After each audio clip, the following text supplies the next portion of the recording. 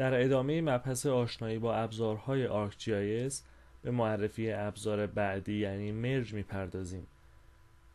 این گزینه رو میتونید از زیر شاخه ژئوپروسسینگ و گزینه مرج انتخاب کنید و یا اینکه واژه مرج رو در قسمت سرچ جستجو کنید. بر روی این ابزار کلیک میکنم. همونطور که از اسم این ابزار مشخصه، ابزار مرج سبب میشه که لایه‌های برداری GIS یا لایه‌های شیپ فایل به همدیگه متصل بشن.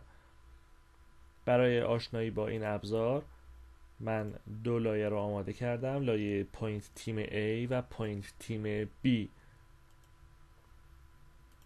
سیمبولوژی این لایه رو کمی تغییر میدم که در شکل هم بتونید متوجه متفاوت بودنشون بشید.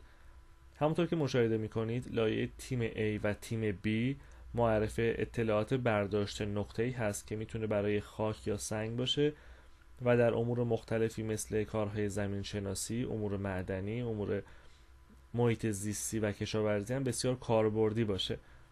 حال اینکه به چه هدف این اطلاعات برداشت شده کاری نداریم. این برامون مهمه که این لایه به صورت مجزا در توسط دو تیم A و B برداشت شده و به جای اینکه من تمامی مراحل بعدی کار با ابزارهامو بیام یک بار برای لایه A و یک بار برای لایه B به صورت مجزا انجام بدم، بهترینه که با استفاده از ابزار مرج اونها رو به هم متصل کنم و تمامی امور رو تنها برای خروجی این مرحله انجام بدم. اما نکته‌ای که حائز اهمیته اینه که در عمل اتصال لایه‌ها در محیط GIS باید این نکات رو حائز اهمیت قرار بدید. این نکات براتون بسیار مهم باشه که اولا لایه‌هایی که به هم دیگه متصل میدید حتما از یک جنس تبعیت کنن، یعنی تمام لایه‌ها یا نقطه‌ای باشن یا همشون خطی باشن یا همشون چند ضلعی. نکته بعدی اینه که لایه‌ها دارای سیستم تصویر یکسانی باشن، یعنی همشون از یک حالت مختصاتی تبعیت کنن. و نکته بعدی این که این لایه‌ها و این عوارض معرف پارامترهای یکسانی باشن، یعنی اگر اینها نقاطی هستند برای انجام آنالیزهای بعدی همشون معرف اینها باشن. اینطور نباشه که برخی از نقاط معرف مثلا نقاط برداشت اطلاعات خاکی باشه، برخیشون مثلا سنگی، برخیشون اصلا مرتبط با یک امور کاملا مختلف مثل موقعیت یک سری چاه‌ها. نه، اینجوری اصلا نمیشه لایه ها رو به هم متصل کرد. پس در نظر داشته باشید که ماهیت لایه ها هم بسیار حائز اهمیته. خب من ابزار مرج رو مجددا باز میکنم که با لایه های باز شده خودش رو بتونه منطبق کنه و گزینه مثلثی برام فراخونده بشه. از قسمت input data set باید لایه هایی رو که قصد اتصالشون رو دارم اینجا معرفی کنم. همونطور که میبینید از مثلث کناری میتونم برای فراخونی لایه هایی که در تیبل آف کانتنت باز هست استفاده کنم یا با استفاده از گزینه بروز این کار رو انجام بدم. اما ترجیح میدم که از این گزینه استفاده کنم. لایه ها رو دونه به دونه در این قسمت معرفی میکنید.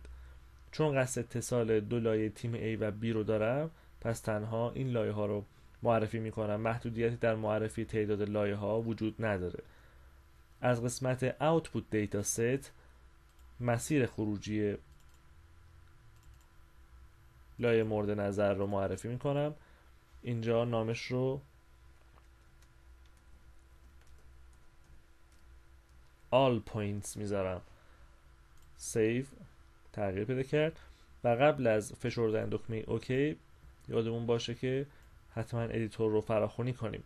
گزینه پایین حالت آپشنال داره و از شما میخواد که براش تعیین کنید چه ستون‌های توصیفی رو قصد دارید در این لایه داشته باشید و چه ستون‌هایی رو نداشته باشید. من میخوام تمام اطلاعات توصیفیم باشه، پس هیچ کدوم رو حذف نمی‌کنم و دکمه اوکی رو فشار میدم.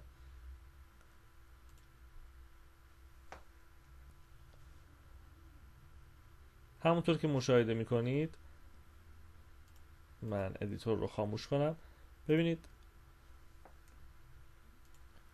اگر لایه ها رو خاموش کنم همونطور که میبینید لایه All Points معرف تمامی این نقاط هست و جدای از لایه پوینت A و پوینت B من لایه All Points رو برای تمامی نقاط این محدوده در اختیار دارم و حالا میتونم به راحتی لایه پوینتس تیم A و پوینتس تیم B رو پاک کنم و از این لایه برای کارهای بعدیم استفاده کنم.